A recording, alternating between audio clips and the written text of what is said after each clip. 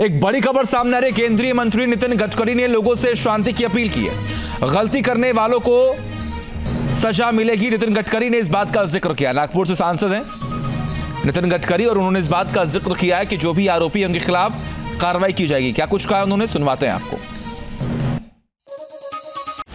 नागपूरमध्ये काही अफवा पसरवल्यामुळे धार्मिक तणाव निर्माण होण्याची स्थिती निर्माण झाली आहे।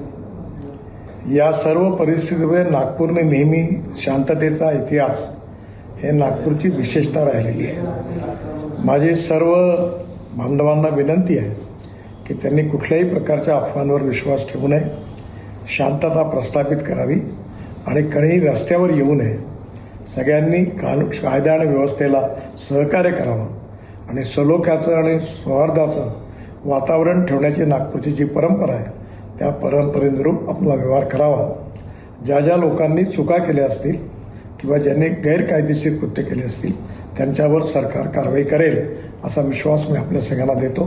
माननीय मुख्यमंत्र्यांनाही या संबंधातली सर्व माहिती मिळालेली आहे।